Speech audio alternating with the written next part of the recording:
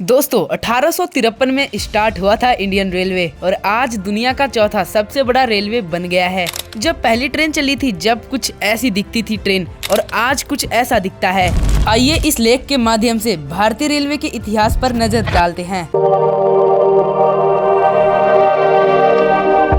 भारतीय रेलवे को अक्सर राष्ट्र का जीवन भी कहा जाता है। ऐसा इसलिए क्योंकि भारतीय रेलवे ने न सिर्फ यात्रियों और सामानों का परिवहन करता है बल्कि पूरे देश को एक सूत्र से जोड़ता है। हर रोज इससे लाखों की संख्या में लोग सफर करते हैं। भाप से लेकर मौजूदा वक्त की रेल का इतिहास काफी शानदार है। भारतीय रेलवे की शुरुआत अंग्रेजों द्वारा 168 साल पहले की गई थी। भारत की पहली यात्री पैसेंजर ट्रेन 16 अप्रैल 1853 को दोपहर 3:30 पर बोरी बंदर से एक विशाल भीड़ की जोरदार तालियों और 21 तोपों की सलामी के बीच रवाना हुई थी। इसका संचालन साहिब सुल्तान और सिंह नामक 3 इंजनों द्वारा किया गया था। 14 बोगियों वाली इस ट्रेन में 400 लोगों ने सफर किया। 15 अगस्त 1854 को पहली यात्री ट्रेन हावड़ा स्टेशन से 24 मील की दूरी पर हुगली के लिए रवाना हुई थी। इस प्रकार ईस्ट इंडियन रेलवे के पहले खंड को सार्वजनिक, जिससे पूर्व हिस्से में रेलवे परिवहन की शुरुआत हुई।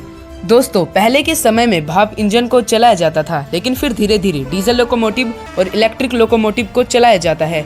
आज के समय में इंडियन रेलवे इतनी बड़ी है कि भारत के कोने कोने में आपको रेलवे लाइन मिल जाएगी। 1869 आते आते भारतीय रेलवे ने 4000 माइल को कवर कर लिया था। बॉम्बे, कोलकाता, मद्रास में रेलवे का काम बहुत तेजी से चल रहा था। अंग्रेजों को उस समय कोशिश थी कि सबसे पहले उन इलाकों को रेलवे से कनेक्ट किया जाए जहां से अंग्रेजों को माल काफी मिलते थे और लोगों की आवाजाही भी काफी थी। साल 1890 में ट्रेनों में टॉयलेट, इलेक्ट्रिक लाइट और दूसरी सुविधा से लैस किया गया था और 1895 तक भारत के कारखानों में इंजनों का भी निर्माण किया जाने लगा। रेल दुर्घटना में कमी लाने के लिए 1920 में इलेक्ट्रिक सिग्नल लाइटिंग सिस्टम की शुरुआत की गई। सबसे पहले इसे बॉम्बे में करी रोड और दादर के बीच पेश किया गया था और 1925 के रेलवे के ज्यादातर हिस्सों को नेशनलाइज भी कर दिया गया था। 3 फरवरी 1925 को देश की पहली इलेक्ट्रिक ट्रेन बॉम्बे और कुर्ला के बीच चली थी। इलेक्ट्रिफिकेशन के साथ रेलवे ट्रैक को भी बढ़ाने का काम भी जोरों जोरों से किया जाने लगा। सन 1928 में कानपुर सेंट्रल और लखनऊ रेलवे स्टेशन को बनाया गया। इससे देश के कई ट्रेनों को शहरों से जोड़ा गया।